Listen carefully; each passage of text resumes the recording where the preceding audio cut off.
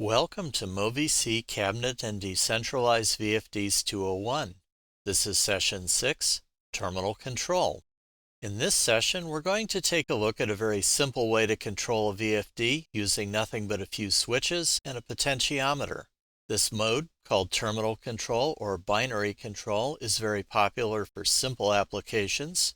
You'll be able to see how you can control a MOVI-C VFD using this method. It'll also give you a good sense of the function control blocks that you learned about in the last session.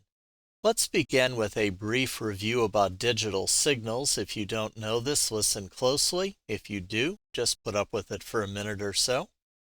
Digital signals have just two possible conditions. They go by a number of different names. Low, zero, off, or false is one condition. High, one, on, or true is the other. I'll use low and high mostly. Now, most industrial control systems represent those two conditions using two voltages. Low is usually something near 0 volts, ground potential. High is usually up near 24 volts. Doesn't have to be exact. There's actually a window of voltages considered low and a second window considered high. These two values represent those two digital conditions. Input-output devices always have what is called an active condition. If it's an input device, something you send a signal into, the active condition is the high or low that causes it to activate. If it's an output device, a device that outputs a high or low, the active condition is the value that indicates that the device is just activated. There are two possible active conditions. Active high, which also goes by the name normally open, is one of those. If you have an active high input device, it will activate if you send a high signal into it and do nothing if you send a low signal into it. If you have an active high output device, it will send a high on its output when it's activated. When it's not activated, it's going to output a low. Now, the other active condition is active low, sometimes called normally closed. If you have an active low input device, it activates when you send a low signal into it. If you send a high signal into it, it does nothing. It remains inactive. If you have an active low output device, it will send a low signal out when it's activated and send a high signal out when it isn't activated. Now, you may wonder why we have active high, active low. Seems like active high makes more sense. Why don't we just use it all of the time? Well, the answer is simple. Automation designers choose a device's active level when they purchase it with safety in mind. They want the system to be what we call fail-safe, so if it fails in some way, it goes into the safest possible condition. Okay, so that's just a quick review of digital signals. Now let's get into terminal control. As I said a few minutes ago, we sometimes call terminal control binary control, and that's because we use on-off signals as our main control method. Many industrial devices use binary control or terminal control because it's simple and inexpensive. Here's a common example. You can control a VFD with a little hand pendant like this. It has a total of 6 switches. 3 are toggle switches and 3 are push buttons. There's also one light. The switches and push buttons control the VFD's behavior. The light reports its status. In this case, one toggle switch tells the VFD to run or stop, one picks the direction of rotation, forward or reverse, and the third switch selects between either a preset speed or a variable speed. If you put it in variable mode, the 2 up-down push buttons allow you to adjust the speed. If the VFD faults, it will show that by turning on the fault light, and the reset push button can be used to clear the fault and resume operation. A very simple example, but very practical and useful for many applications. We normally don't think of PLCs being used with terminal control mode, but you can actually use them to control a VFD in this mode. It's not very sophisticated, but perhaps that's all you need for an application. You simply wire the PLC's I/O connections up to the VFDs, and then you write a PLC program that closes outputs to trigger the VFD and monitors its inputs to read its status. MOVI technology, as I told you in an earlier session, has 8 digital inputs and 4 digital outputs. It also has a single relay. You can see the connectors here and the signals available.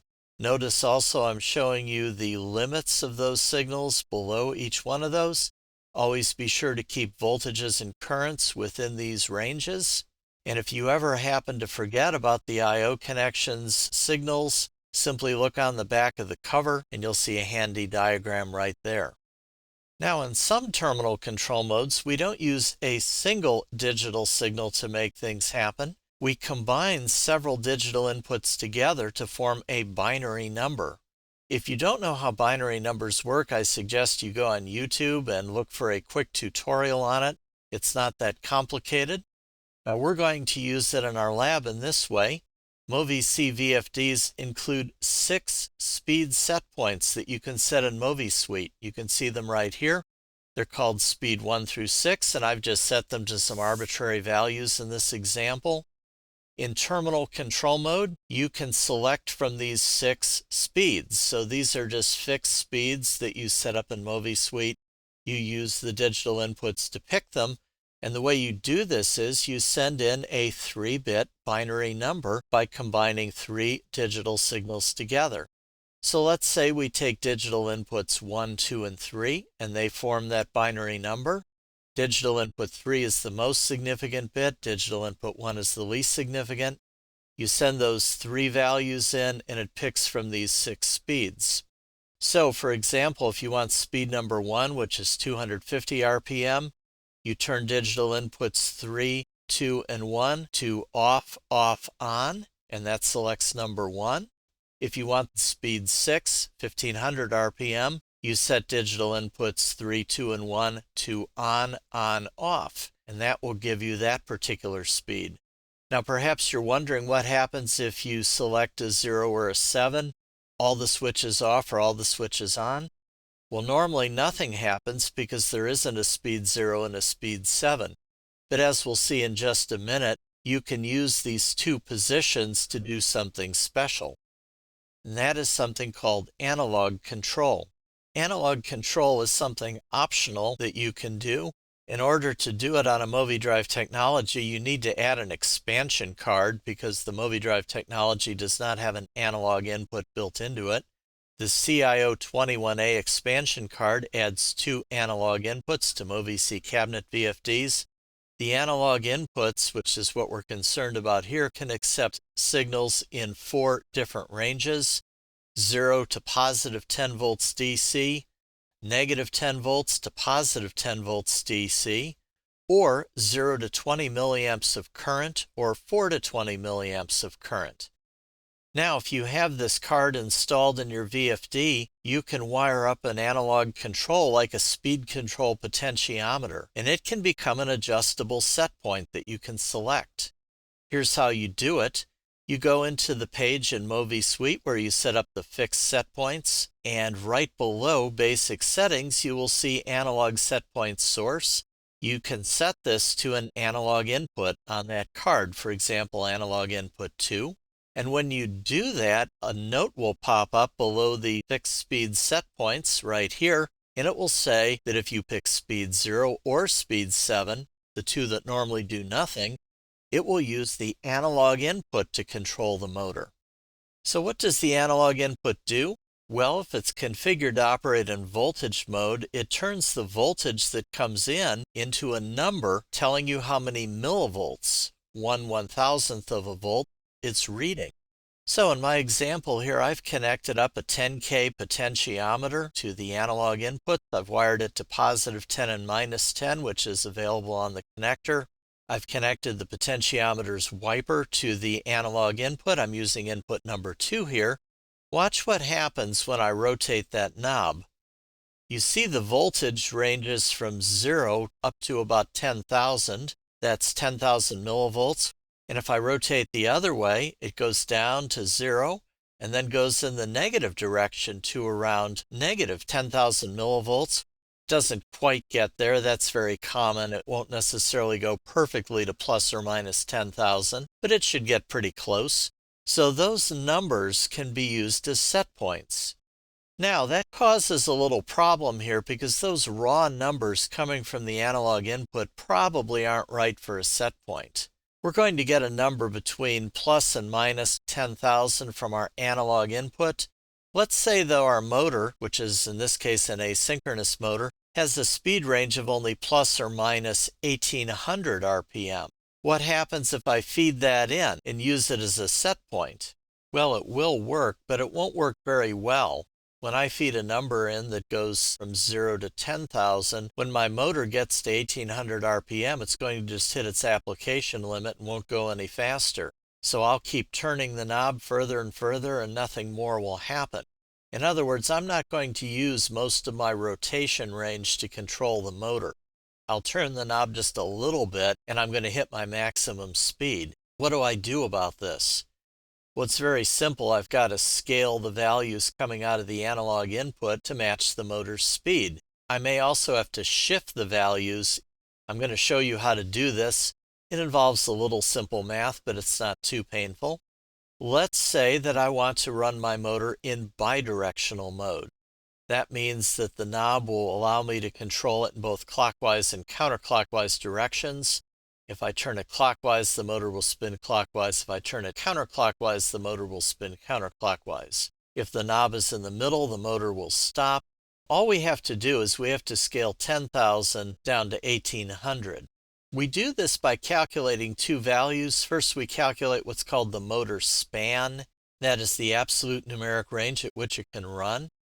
So I take the absolute value of its two maximum speeds, negative 1800 RPM and positive 1800 RPM. I add those together.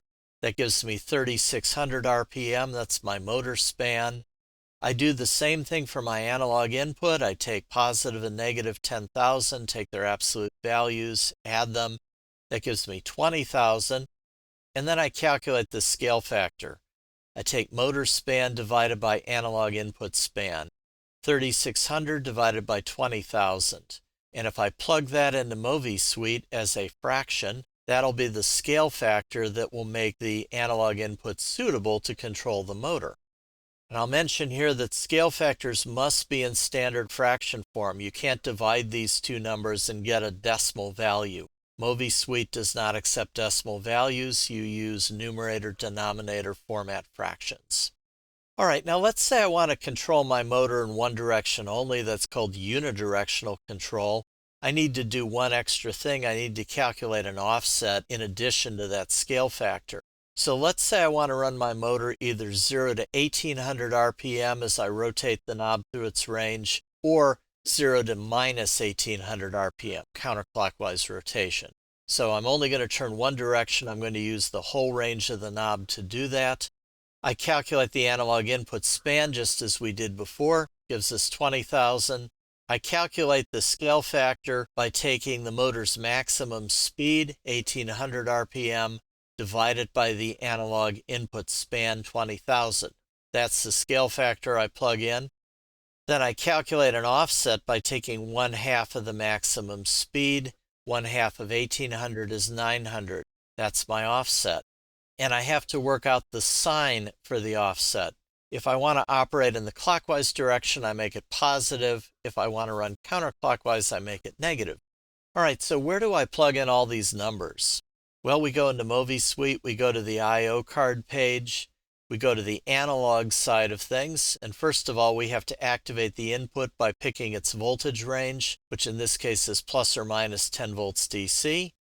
Then I plug in the scale factor. Remember, it's in standard fraction form, so there's a numerator and a denominator. I put those in.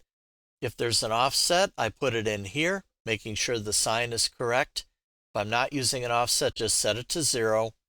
And then I can test things out. I can look down here in this box, and if I rotate the knob connected to that analog input, I'll see the values that I get after it's scaled and an offset's applied. And if those numbers look like the motor's speed range, then everything's good. All right, I think it's time for a lab. In this lab, you're going to experiment with various versions of terminal control, and you'll cap it off by using one of the potentiometers on your demo to control the motor. You'll get to play with scale factors and offsets. So go ahead, get out your lab manual or open the file. Please turn to lab number 3, pause the video, and do the lab.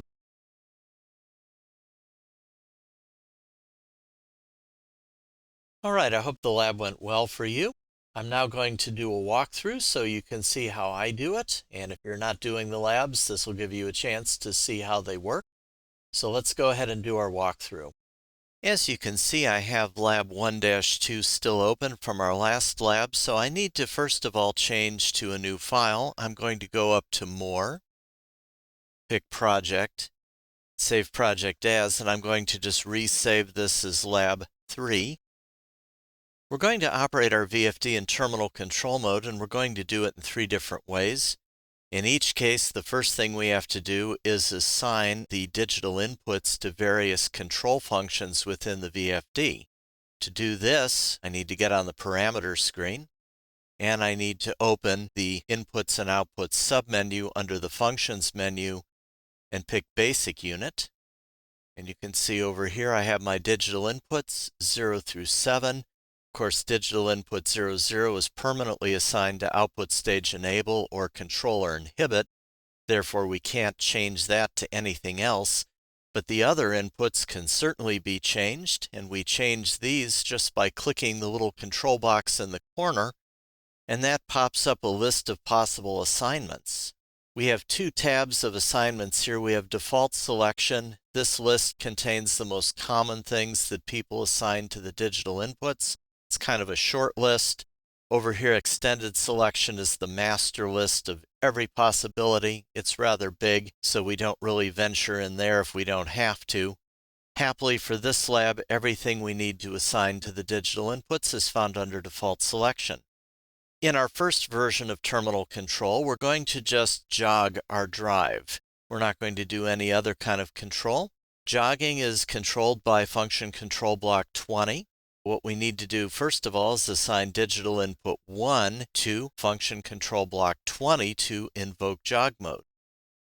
I just scroll down through my list until I find FCB20 jog mode. Here it is. And I apply it, and that's assigned to digital input 1. So when that switch gets turned on, that will activate jog mode. We need to pick the direction we're going to jog, so digital inputs 2 and 3 will control that. I again go down through my list until I find FCB20, jog mode positive. That will allow clockwise rotation. And then I do the same thing, picking jog mode negative for counterclockwise. And then lastly, digital input 4, I'm going to assign to another feature that FCB20 has. Allows me to select from 2 different jog speeds, FCB20 jog mode speed set point 2. Digital inputs 5 through 7 I want assigned to no function so they don't accidentally activate something, so I need to set digital input 5. 6 and 7 were already set to no function, so we're fine there. Alright, that takes care of our digital input assignments. Now we have to configure the FCB itself. To do this, we go to the submenu called Drive Functions. Under the Functions menu, we expand it. There's FCB20 jog mode, so we open this up. This allows us to configure the jog operation. What I need to do first is set the 2 jog speeds. Notice up here I have my speeds, and you can have independent clockwise and counterclockwise speeds. I'm not going to take advantage of that. I'm going to set the first speed to 100 RPM in both directions. Don't forget to hit enter after changing values. And then I'll set the speed set point number 2 to 500 RPM. So we've set that up. We should be ready to go. Now we're going to go ahead and test jog mode to see what happens. And I'm going to pop up a graphic showing you what I'm doing with my control box since I don't have a second camera to show you my actual control box. The first thing I need to do is remove controller inhibit, so I turn the switch connected to digital input 00 on. That enables my drive and allows it to operate. Then I need to activate jog mode by turning digital input 01 on. So I'll do that. Notice up here in the corner, My number is changed to 20. That means FCB 20 is now in control, so that means we have successfully activated jog mode. Notice, however, the motor is not spinning. That's because I haven't picked a direction. So I'm going to turn digital input 2 on, which will start it rotating clockwise. And you can see it's rotating clockwise at 100 RPM. I'm going to turn digital input 2 off now and turn digital input 3 on. It should rotate counterclockwise. And it does. I'm going to turn this off now. And I will pick my higher speed by turning digital input 4 on. And I'll pick digital input 2 to do clockwise rotation. We can see we're now turning at 500 RPM. All right, so that seems to work. That's a very simple form of terminal control mode. Just assign the digital inputs, configure the FCB, provide the right signals, and everything runs. All right, let's disable things here. I'm going to turn all my switches off, including controller inhibit. Notice my FCB has changed back to 01. That is, output stage inhibits FCB. All right, so that's my first stage. Now let's do something a little more sophisticated here. We're going to reassign our digital inputs. So I'm going back to the Basic Unit tab, and I'm going to change to what is called Fixed Speed Setpoint Control Mode, where we use fixed speeds that we have programmed in and we select them using digital inputs to form a binary number. I'm going to reassign digital input 1 to FCB 05. That is the speed control mode. And I'm going to pick fixed set point's positive direction of rotation for digital input 1. And as you probably can guess, I'm going to pick negative direction of rotation for digital input 2. And then digital input 3, 4, and 5 are going to be the 3-bit binary number. To do this, I have to find those values. They're way down here. Fixed speed set point bit 0.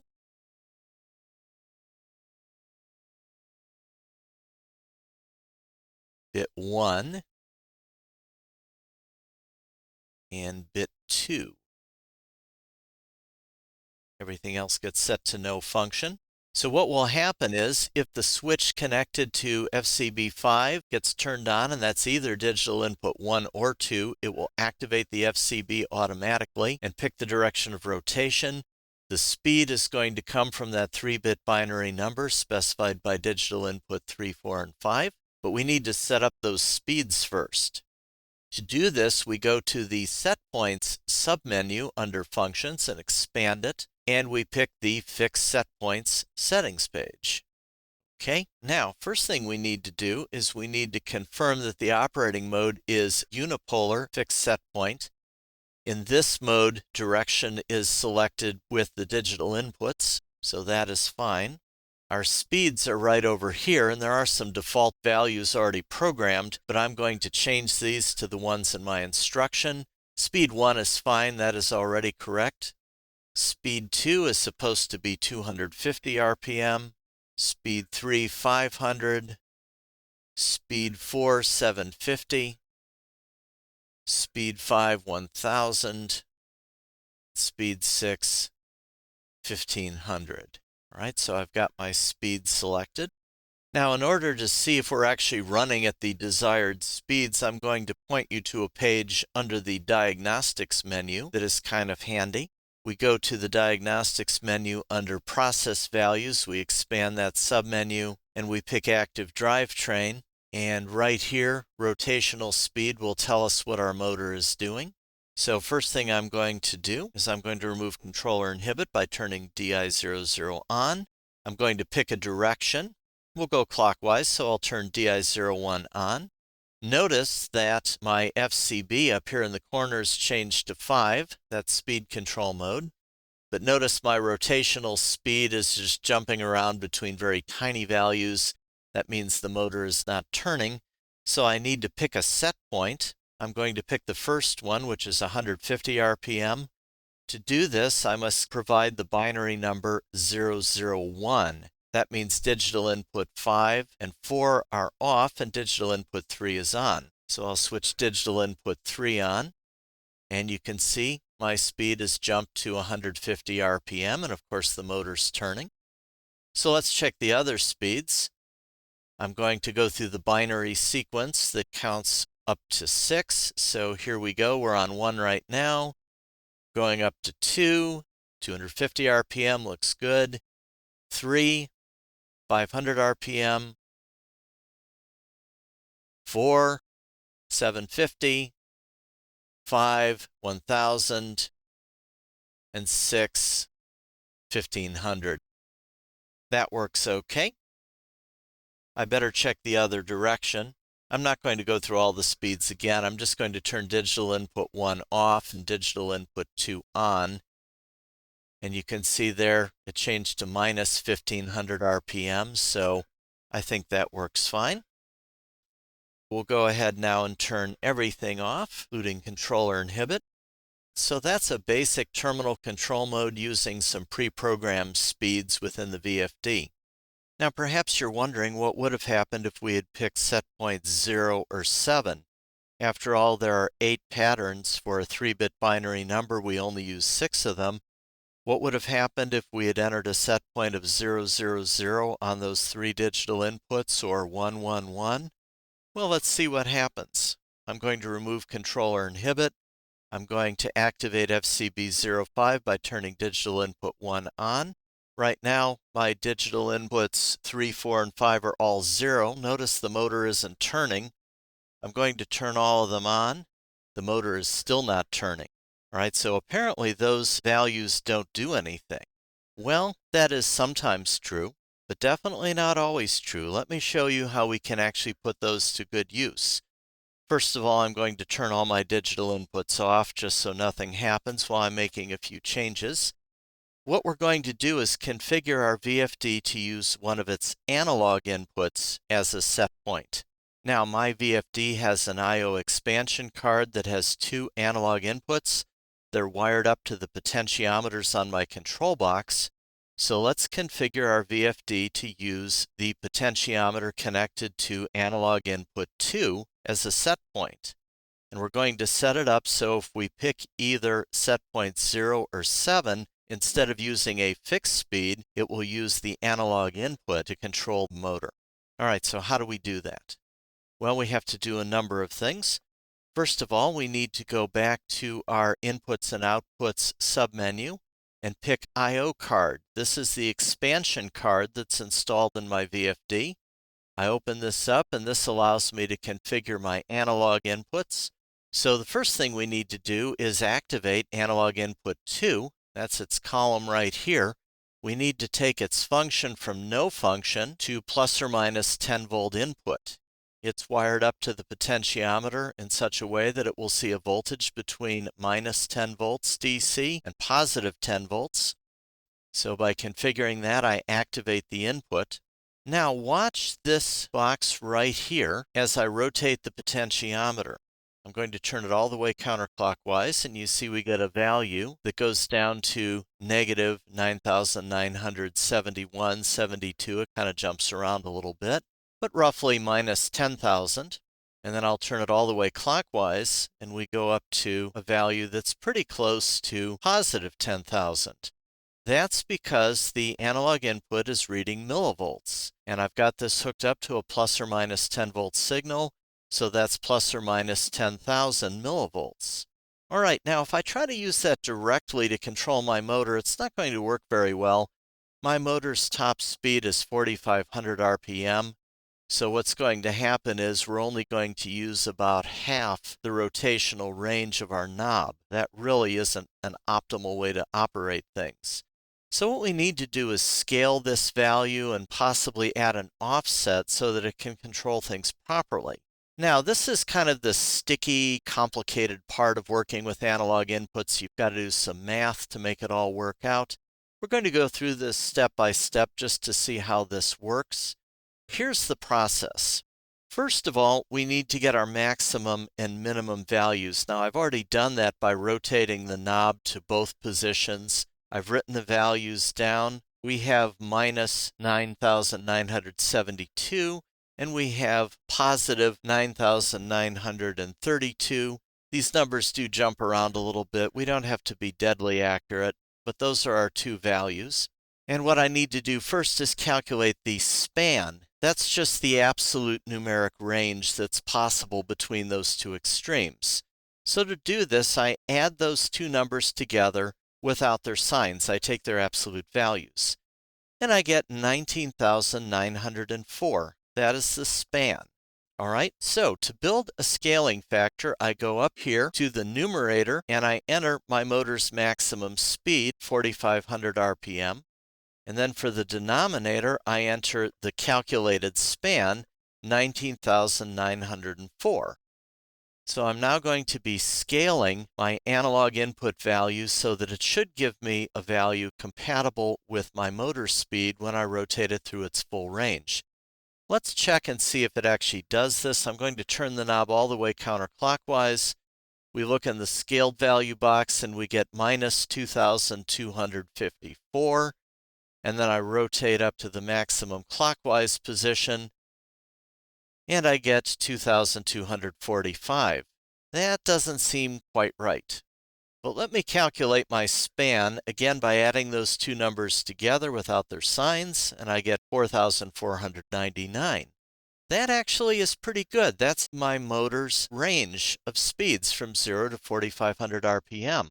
But it's not quite right because we've got those minus values and positive values. What we need to do now is add an offset to shift it so those values range between 0 and 4,500 RPM. Adding an offset isn't too hard. I go up here to my scaling offset box and I'm going to type in a number equal to my smallest value, negative 2,254, but I'm not going to put my sign in. I'm just going to put in the value. So I put in 2254, hit enter, and now I'm going to rotate my knob all the way back to counterclockwise. And notice the scaled value is now 0, and as I rotate it clockwise, it goes up to 4,500 RPM. Now we should be able to control our motor using the knob. So let me turn the knob all the way down to 0 here, turn it fully counterclockwise. All right, so now we have our potentiometer properly scaled. We need to do one more thing to enable analog control. We need to go back to the fixed set points page here, and we need to activate the analog source, and we do that right here. Under analog set point source, it's currently set to no source. I'm going to change it to analog input 2. Notice right here, underneath my fixed set point values, it has a little note. It says speed 0 and speed 7 are the analog set point source. So we should be able to test things out now. Let's go back to active drivetrain so we can watch the rotational speed box. I'm going to remove controller inhibit by turning DI00 on. I'm going to turn digital input 1 on to activate FCB5. We're not turning yet. Now I've got my potentiometer turned all the way counterclockwise. It's in the 0 position essentially. And digital inputs 3, 4, and 5 are all off. That's picking set point 0. So that means as soon as I turn my knob clockwise, we should start getting some motion here. And there we go. Let's see if we go all the way up to 4,500 RPM at the top of the rotation range. And sure enough, there we go. So we can control this motor between 0 and 4,500 RPM just by turning the knob attached to the potentiometer. And if we want to use a fixed speed, we just change to one of the numbers. For example, I'll change to the first fixed set point by turning digital input 3 on. And that gives us 150 RPM. I can turn this off. I'm back controlled now on my knob. And I can just freely adjust that speed and it works just fine. Okay, so I'm going to turn all my digital inputs off and let's move on. We're going to wrap up this exercise by configuring a more elaborate terminal control mode that uses all the digital inputs, and it has a jog function and analog control. So we're going to make this kind of a deluxe terminal control mode. Now, unfortunately, we only have 7 digital inputs, which kind of restricts how much we can do. Of course, if we use the added digital inputs on our I/O expansion card, we could do more, but we won't in this case. We'll see what we can do with just the standard I/O signals. What we're going to do is make a few minor changes. First of all, we're going to go back to the fixed set points page, and we're going to change the operating mode from unipolar to bipolar. In unipolar mode, direction was selected by 2 digital inputs, digital input 1 and 2. Now we're going to control our rotation direction by the sign of the set point, whether it's positive or negative. That will allow us to use only 1 digital input to select speed control instead of 2. In other words, we're getting a digital input back that we can use for something else. But what we do need to do is go and add some signs to some of our set point speeds. I'm going to make speed 1 500 RPM clockwise, make it a positive value, and I'll make speed 2 500 RPM counterclockwise. I'll make speed 3 1000 RPM clockwise, speed 4 1000 RPM counterclockwise, and I'll make speed 5 and 6 1500 RPM clockwise and counterclockwise. All right, so now it's the sign of the fixed speed set point that controls direction. I also need to make a little change to my analog control. I'm going to use that knob to control the motor bidirectionally, which means when it's in the center of its rotation, the motor will stop. It'll be at 0. When I turn it fully clockwise, it will move in the clockwise direction. When I turn it counterclockwise, it will move counterclockwise. To do this, I need to go back to my I/O card configuration, and I need to remove the offset by setting it to 0. And I need to change the numerator part of the scale factor to double the motor's speed, 9000 RPM. Now look what happens when I rotate my knob. I'm going to put it in the middle of the scale. So it's in the center of the scale, and the value's pretty close to 0. All right, now if I rotate it fully clockwise, I get 4500 RPM in the positive direction. If I move it back to the center again, it's close to 0. And if I turn it fully counterclockwise, I go down to minus 4500 RPM. This will allow me to control my motor bidirectionally with my analog control. All right, I'm going to put that knob back in the center, and I'm going to get it as close to 0 as I can. It is a little touchy, as you can see. It's not easy to do this. We'll just leave it there. That's good enough. All right, now we do need to reassign some of our digital inputs, so we go back to Basic Unit, and I'm going to change digital input 1 to FCB20 jog mode again. We're going to reactivate our jog mode.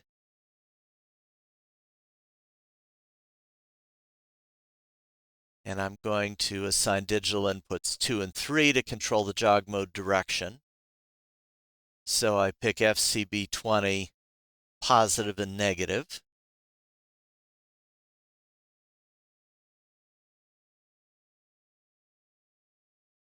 I'm going to set up digital input 4 to simply FCB05 speed control.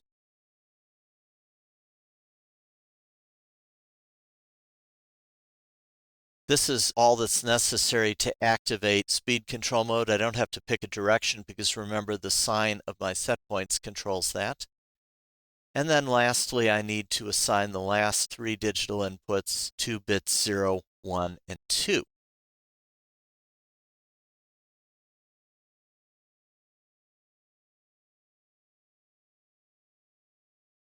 We've used up all our digital inputs, but we should be ready to go. Now, we haven't done anything with our digital outputs. Digital outputs, though, can be handy. We can use them to provide status information about what the VFD is doing. These could be connected up to lights that could be status indicators, or if we're wired up to a PLC, they could go to the PLC's inputs, and then the PLC could read those and determine what the VFD is doing from the status values.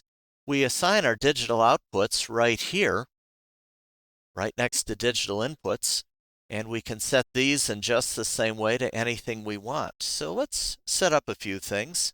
All right, we'll set digital output 0, 0 to output stage enabled.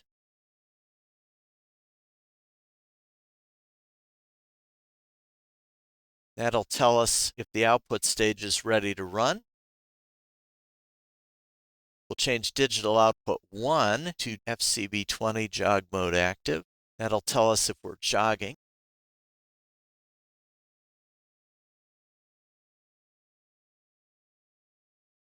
We'll change the next digital output 2 to FCB05 speed control active. That'll tell us if we're in speed control mode. We'll set digital output 3 to fault to tell us if the VFD is faulted. There's fault right there. And then finally, we're going to assign the relay to the ready signal. So if the VFD is ready to run, it will close the relay. And as soon as I assigned that, I heard a little click. The relay just closed. And you can see that the indicator lights have shown what's going on. Notice digital output 3 is also on. Does that mean the VFD is faulted? The answer is no. The fault is actually an active low signal, which means that if the VFD is faulted, it will go low. When it's not faulted, it's high.